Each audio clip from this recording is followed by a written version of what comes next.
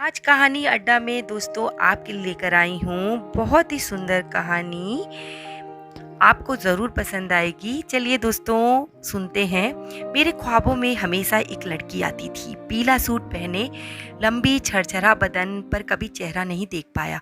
जब भी चेहरा देखना चाहा कमबख्त नींद खुल जाती थी। पेशे से मैं बच्चों का डॉक्टर था, अपना खुद का क्लिनिक था। आज वो मेरे क्लिनिक आई थी, पीला फ्रॉक सूट पहने, हाथों में चूड़ी, आंखों में काजल, कानों में बड़े बड़े झुमके पहने थे। बहुत ही सुंदर लग रही थी, बिल्कुल मेरे ख्वाबों की रानी। उसकी गोद में लगभग 1 साल की बच्ची देखकर मेरी नींद टूटती है। डॉक्टर, मेरी बेटी को 1 हफ्ते से फीवर है। मैंने उसकी बच्ची का नाम पूछा तो उसने कहा रूही। फिर मैंने चेक किया, कुछ दवाएं लिखी और कुछ टेस्ट कराकर रिपोर्ट 5 दिन में दिखाने को कहा। वो मुझे धन्यवाद कहकर चली गई। उसके जाने के बाद बार बार उसी का ख्याल आ रहा था, पर खुद को समझाया, अरे वो तो एक बच्ची की माँ है। आज रात फिर वही ख्वाब आया, फिर वही लड़की दिखी, पर आज मैंने चेहरा देखा। अरे ये तो आज आई थी मेरे क्लिनिक पर, वही क्लिनिक वाली लड़की है। मेरी नींद फिर से टूट गई। करीब 2 बज रहे थे। हे भगवान, मेरे ख्वाबों में वो लड़की क्यों दिख रही है? वो तो एक बच्ची की माँ है। मैं उसके बारे में कैसे सोच सकता हूँ? उसकी तो 1 साल की बेटी है, पति भी होगा।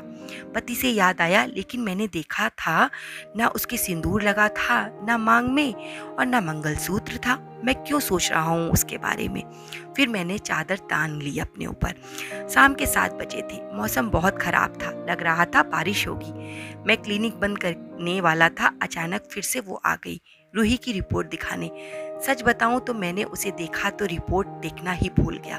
गोरा रंग, सुर्ख गुलाबी सूट, माथे पर बिंदी, बहुत ही खूबसूरत लग रही थी। फिर से उसने मुझसे कहा, जरा रिपोर्ट देख लीजिए, मुझे घर जाना है, मौसम खराब हो रहा है। मैंने रिपोर्ट देखी तो सब नॉर्मल था। मैंने कहा, रिपोर्ट ठीक है, बस 2 दिन बाद दवा बंद कर देना। तेज बारिश शुरू हो गई। मैं क्लिनिक बंद कर वापस आया तो देखा वो खड़ी थी। उसने कहा, ऑटो नहीं मिल रहा, बारिश इतनी तेज और रात भी हो गई थी, ऑटो जल्दी मिलेगा नहीं, चलिए मैं छोड़ देता हूँ। थोड़ा सकुचाई, फिर आकर कार में बैठ गई। थोड़ी देर हम दोनों चुप रहे, सोचा यही मौका है उसके बारे में जानने का। फिर मैंने उससे बात करना शुरू की। आपका नाम? उसने कहा, मुग्धा। मैंने कहा, नाइस नेम। मेरा नाम प्रफुल्ल है, पर्चे पे देखा था, बताने की ज़रूरत नहीं, उसने हंसकर कहा। मुझे खुद पर हंसी आ रही थी। सोचा अब शादी के बारे में पूछ लूं। आपको देखकर लगता नहीं कि आपकी शादी हुई है और एक बच्ची भी है। वो मुस्कुराई और बोली, मेरी शादी नहीं हुई। मैंने तपाक से पूछ लिया, तो बच्ची? वो कुछ बताती उससे पहले उसका घर आ गया। वो धन्यवाद बोलकर चली गई। अब मेरा मन पहले से ज्यादा उसके बारे में सोचने लगा। क्या वो बिन ब्याही माँ है? अब बार बार खुद को कोस रहा था। इतना अच्छा मौका था जानने के बारे में, हाथ से चला गया। अब यही सोच रहा था, आखिर बच्ची किसकी है। धीरे धीरे 1 हफ्ता गुजर गया। एक दिन मैं शाम को उसकी ऑफिस की तरफ से आ रहा था। वो ऑटो का वेट कर रही थी। मैंने कार रोककर फिर बोला, चलिए मैं आपको छोड़ देता हूँ। मैंने कॉफ़ी पीने का आग्रह किया।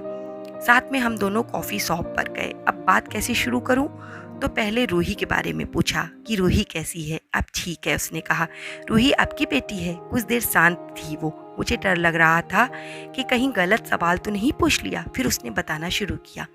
करीब 1 साल पहले मेरी बड़ी बहन मानवी दीदी की डिलीवरी थी। उस दिन वो जुड़वा बच्चे को जन्म देने वाली थी। डॉक्टर ने बहुत कोशिश की, लेकिन बस रूही को ही बचा सके। दीदी और एक बच्चे को नहीं बचा सके। वो एक लड़का था। दीदी के ससुराल वाले रूही को अपनाने को तैयार नहीं। कहने लगे, अब शगुनी है। पैदा होते ही माँ और भाई मर गए। मैं और मेरी माँ ने रूही की जिम्मेदारी ले ली। माँ चाह रही थी कि रूही की जिम्मेदारी उन पर छोड़ मैं शादी कर लूँ, पर मैं चाह रही हूँ कि रूही को अपना नाम दूँ।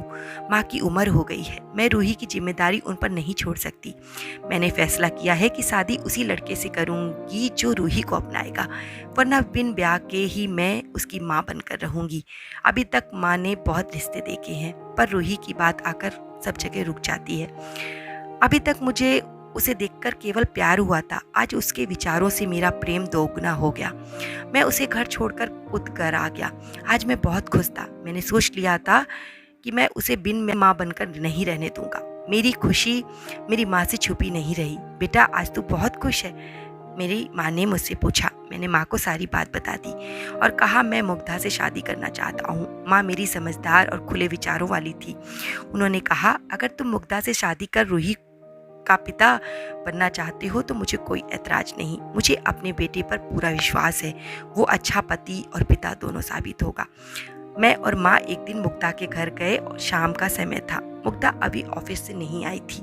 माँ ने मुग्धा की माँ से कहा मेरा बेटा आपकी बेटी को पसंद करता है और हाँ शादी भी करना चाहता है। अगर आपको रिश्ता मंजूर हो तो आगे बात बढ़ाई जाए। पर रूही, मुग्धा की माँ तो मेरी माँ ने उसे अपनी गोद में ले लिया और कहा आप रूही की चिंता मत कीजिए, आज से ये मेरी पोती है।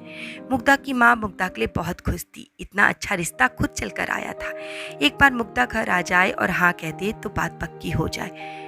मुग्धा भी घर आ गई। प्रफुल्ल को देखकर वो हैरान हो गई।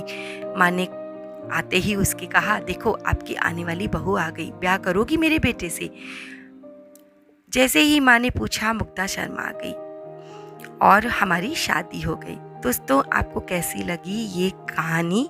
अगर आपको पसंद आई हो तो आगे शेयर कर दीजिएगा और ऐसी ही कहानियों का आनंद लेने के लिए मेरे चैनल को सब्सक्राइब कर लीजिएगा। धन्यवाद।